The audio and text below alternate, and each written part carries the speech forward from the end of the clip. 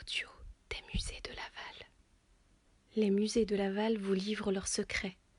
Tendez l'oreille et découvrez les artistes et les œuvres depuis chez vous.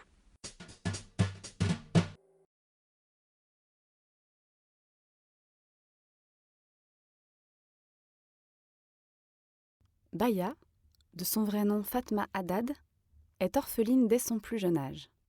Elle perd son père à 2 ans, puis sa mère à 5 ans.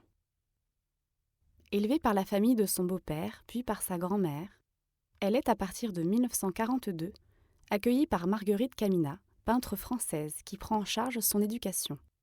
La jeune fille évolue alors dans un milieu d'intellectuels et d'artistes. Dans ce contexte, il est naturel pour la jeune fille d'envisager la pratique artistique. Alors qu'elle est âgée de 13 ans, et profitant d'être seule à la maison, Baya peint sa première gouache. Trouvant dans l'art un moyen d'expression inégalé, elle peint sans cesse et modèle également l'argile.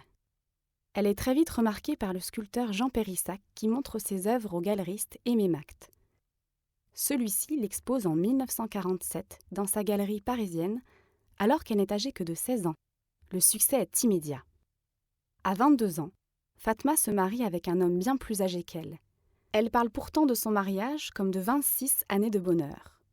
Ayant sincèrement aimé son époux, avec qui elle a 6 enfants. Dès son mariage, elle arrête la peinture pour se consacrer à sa famille et ne la reprend que 10 ans plus tard, en 1963, un an après l'indépendance de l'Algérie. L'œuvre de Baya est le reflet de son monde intérieur, miroir de son obsession pour la mère absente, partie trop tôt. L'homme n'est présent dans aucune de ses peintures, on n'y trouve que des silhouettes féminines qui évoluent dans un univers coloré, à la végétation luxuriante. La femme au panier a été réalisée en 1947, alors que Baya n'a que 16 ans. Cette œuvre fait donc partie de la première période de création de l'artiste. Il s'agit d'un format paysage habité par une figure féminine qui en occupe toute la largeur. Celle-ci dégage une certaine puissance par la forme imposante de son corps et la somptueuse robe dont elle est vêtue. Courbe et contre-courbe viennent appuyer l'extrême féminité de l'ensemble. Aucune ligne droite n'apparaît. L'artiste préférant travailler la rondeur, qui lui paraît peut-être moins austère, plus rassurante et confortable. Ces arrondis s'entremêlent et une certaine sensualité se dégage de l'ensemble.